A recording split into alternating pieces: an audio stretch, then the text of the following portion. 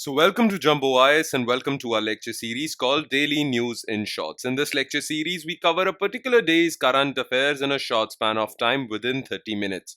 The idea is that you get to cover your current affairs very quickly so that you're left with the rest of your day to cover other parts of your UPSC syllabus. Now, just finishing this lecture in 30 minutes would be job half done because just after that, you need to revise this lecture as well. Why?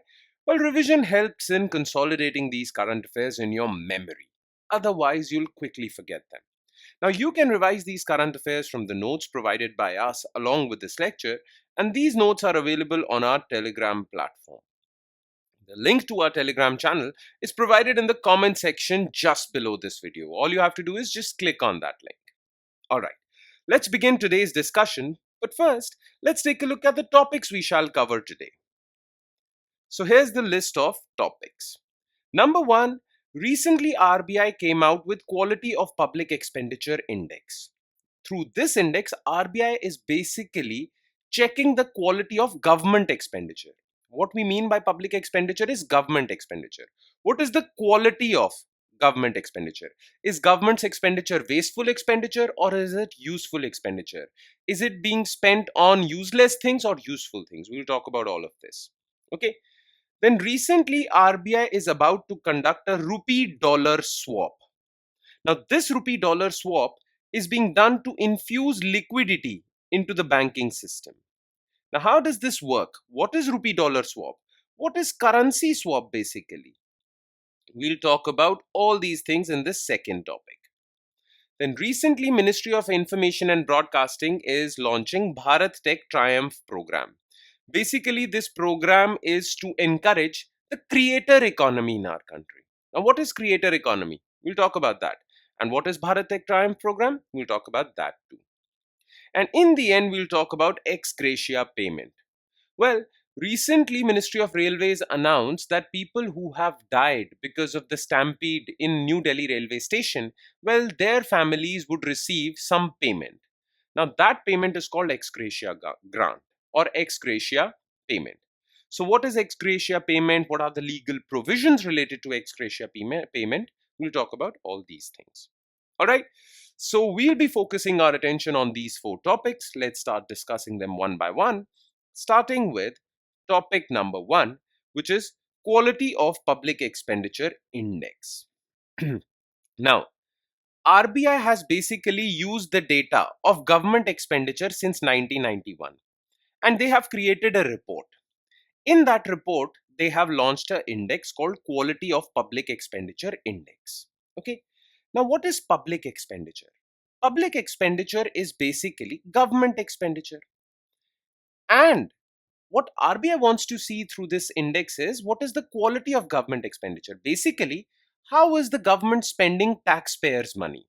Is it being spent in the right direction or some of it is being spent in the wrong direction?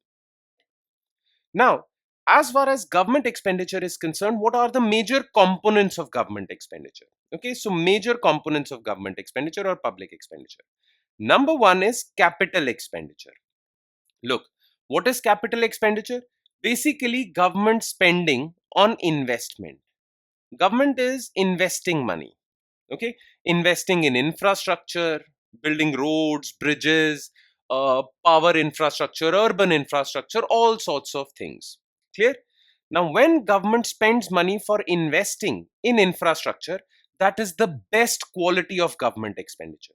So within public expenditure, if the share of capex, capital expenditure is high, that means your public expenditure is of high quality. Clear?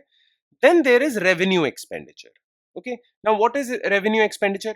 Well, it includes salaries of government employees. It includes subsidies provided by government, right? It includes all sorts of things. Okay, maintenance of infrastructure and whatnot. But salaries, subsidies, pensions, and all that. Clear? Now, if in your public expenditure the share of revenue expenditure is high, we say your public expenditure is of low quality. Because they say that subsidies and salaries are wasteful expenditure. Look, you have to pay government employees salaries, that is important, and you have to provide subsidies.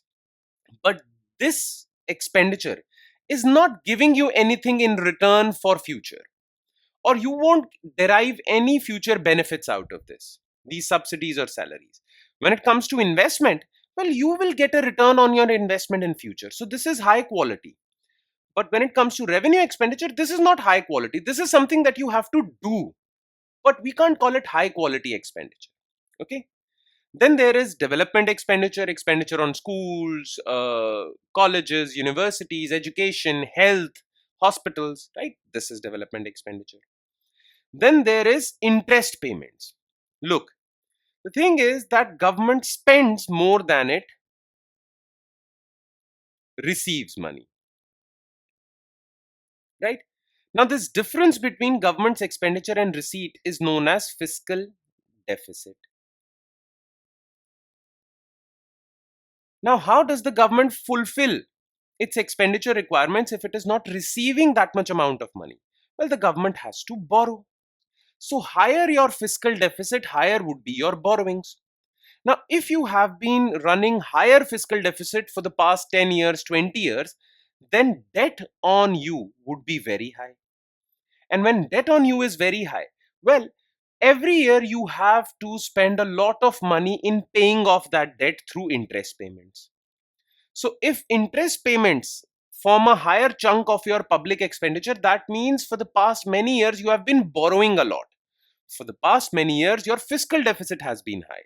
So the need of the hour is lower your fiscal deficit so that interest payments in future would get lowered. And last is subsidies. Basically, interest payments and subsidies are also part of revenue expenditure, but we have listed them out separately. Clear? Subsidies is wasteful expenditure because it doesn't give any return. You're just spending subsidies, or you're just spending money on subsidies just to help out your population. But it doesn't give you any return in future. Okay? That's why it is categorized as low quality. Now, as per this report from RBI, Quality of Public Expenditure Index, as per this index, well, there has been good news. Okay, some positive news has come out of this index. First positive news is capital expenditure to GDP ratio has increased, and I've told you capex is good quality expenditure. Then ratio of revenue to capital expenditure has also declined, and I've told you revenue is bad quality expenditure. So this is also an indicator of improving quality of government expenditure. Then rise in development expenditure to GDP, that means government is investing a lot in health and education. This is good news. Then decline in interest payments to total expenditure. So as a percentage of total expenditure, interest payments have declined. That means for the past many years, government has been working hard to reduce its fiscal deficit. Now, reduction of fiscal deficit means fiscal consolidation. So this is also good news. And one more good news has come out of this report, this index, and that is even state governments have increased their expenditure on development. So this is also good news. So overall, as far as quality of public expenditure is concerned, there is a lot of positive news coming out of that report. Okay, but RBI has also pointed out at some concerns. What are those concerns? Yes, revenue deficit or revenue expenditure has declined, but it is still too much. Okay, it has declined, but it is still too much. So persistent revenue deficit. Clear? Then RBI has seen an increasing trend in supply of freebies and subsidies, especially when it comes to state governments. This is a worrying trend. RBI has pointed out that this would lower the quality of public expenditure. Then there is a lot of corruption. A lot of money is being spent in welfare schemes, but that gets leaked because of corruption. So this is a problem. Then yes, fiscal consolidation is reducing, is declining, but we still have a very high debt burden, which increases our interest payments. So this is a problem. And yes, states have started to spend on development projects, but there is a lot of disparity. There is a lot of, I mean, some states are doing very well, some states are doing very poor. So there is geographical disparity. That is also a concern. So these are the concerns that RBI has pointed out as far as government expenditure is concerned. Okay, that's all you need to know about this quality of expenditure, public expenditure index. Clear? Let's move forward to next news item, which is again very important because it is a concept. It is a conceptual news. Rupee-Dollar Swap. Okay. Now, Rupee-Dollar Swap is basically part of a transaction called currency swap transaction. Okay. And what do we mean by currency swap? What happens is that RBI and banks in our country, well, they do a sort of transaction. Now, what is that transaction? Look, banks have some US dollars or foreign currencies with them. RBI has a lot of rupees. What RBI tells banks and what banks tell RBI is that they both basically swap these two currencies. So banks basically buy rupees, giving up on dollars. Okay, this is Rupee-Dollar Swap. So dollars with banks and rupees with RBI, they are swapped. Basically, banks are buying rupees, giving dollars. So if the exchange rate is $1 is equal to 80 rupees, so banks are giving $1 to buy 80 rupees. Okay, so this transaction is happening. But this is just one leg of the transaction. This is just partial transaction. The deal between the two is that after a certain period of time, let's suppose 3 years, banks will buy back the dollars giving up on rupees. So basically, it is a buyback arrangement.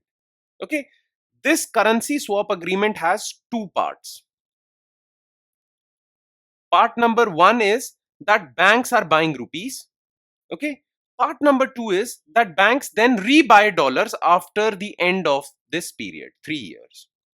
Okay, this entire transaction, which includes buying and rebuying, okay, or basically selling dollars and rebuying, basically this complete transaction is known as currency swap arrangement.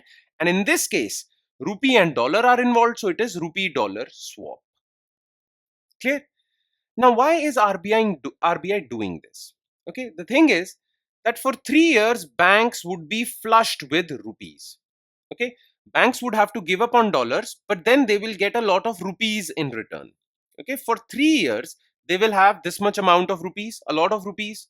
Yes, now banks will use rupees to lend to other people, right? So now, after doing this swap, banks are giving up on dollar and are flushed with liquidity from RBI. Banks are flushed with rupees, which they can use to lend.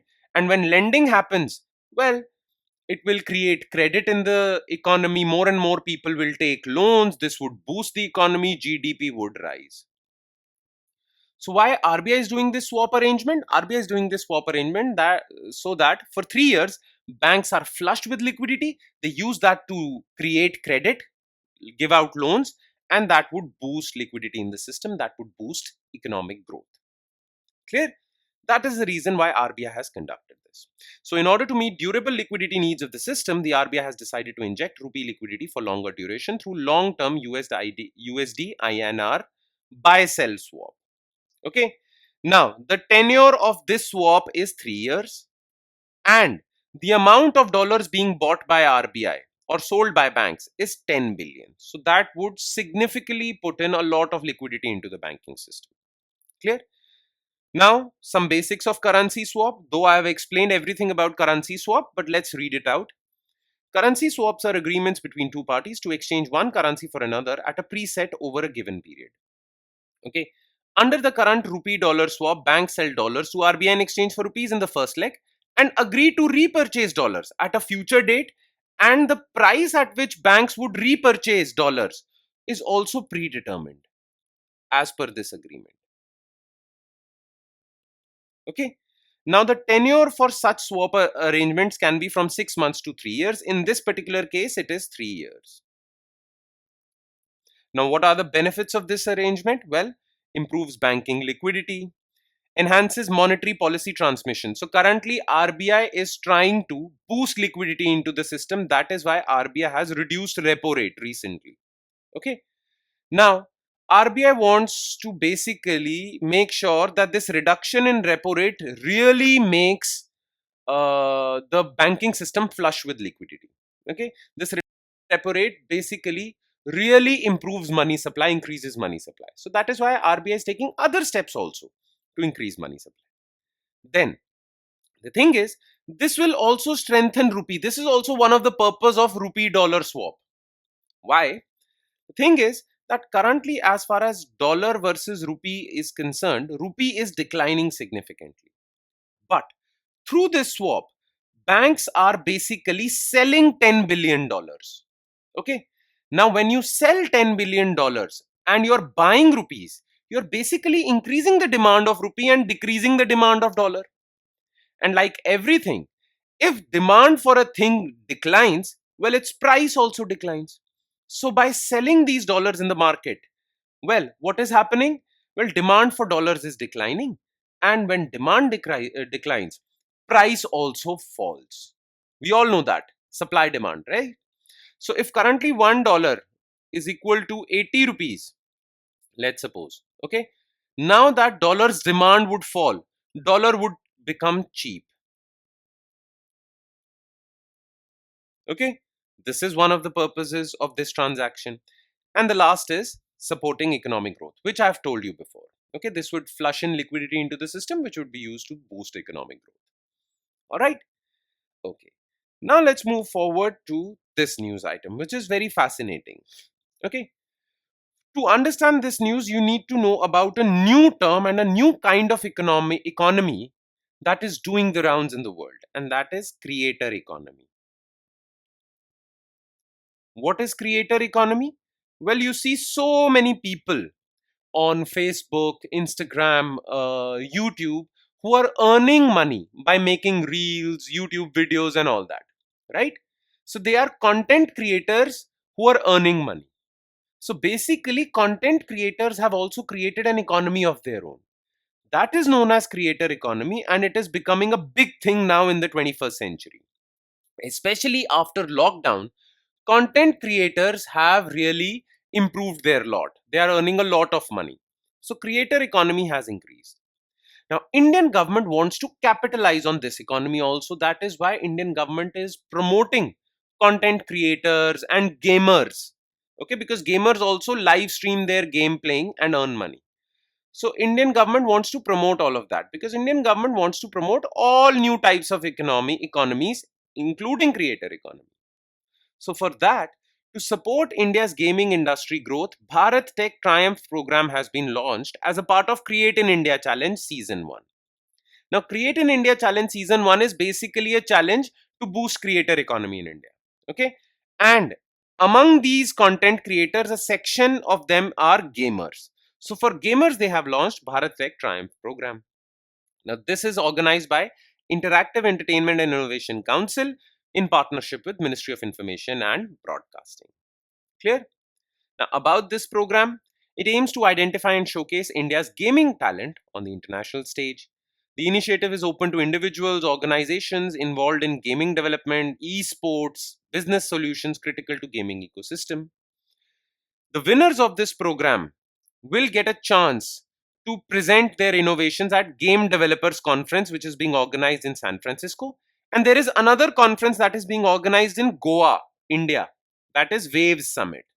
So the winners of this Bharat Tech program will get a chance to present their innovations at these two conferences. Okay. Now, as far as Create in India Challenge is concerned, well, it is aimed to have a profound impact on India's creator economy. You know what creator economy is? Empowering content creators, innovators to showcase their talents, monetize their skills, and contribute to the growth of Indian media. This Wave Summit is being organized on November 2025 in Goa. The summit is a global platform fostering dialogue, trade collaboration, innovation in the media and entertainment industry. Clear? Very simple. And now we come to the last news item of the day, and that is Ex-Gratia Payment. Ministry of Railways provided 10 lakh ex-gratia to families of 18 deceased in New Delhi railway station stampede, distributing it entirely in cash. Now, the thing is, what is ex-gratia payment? It refers to a payment made as a goodwill gesture. There is no legal obligation on Ministry of Railways to provide this payment. Okay, this is not compensation. Okay, this is just goodwill payment. There is no legal obligation for Ministry of Railways to do that. Now, the government provides this relief in case of accidents, natural disasters, and tragedies. Now, this ex gratia payment of 10 lakh is being provided in cash form, but it can be provided in direct benefit transfer in your bank account or check or NEFT. Clear? Now, you have to understand one thing. The thing is, ex gratia payment is different from compensation. And what is the difference? Okay, look, as far as compensation is concerned, well, compensation is a legal obligation of a government. It is mentioned in the law or a court order has been given to provide this compensation is a legal obligation. Government has to do it. Whereas ex gratia is just a goodwill gesture. It is a voluntary payment. So there is no specific law or statute for ex gratia. But compensation, there is a legal or court order compensation. And what will be the amount of ex gratia? How will it be given? That is decided by ministry or concerned department. But when it comes to compensation, how will it be given, how much amount will be given is either described in law or described by a court order. So please know the difference between these two, compensation and ex gratia. All right.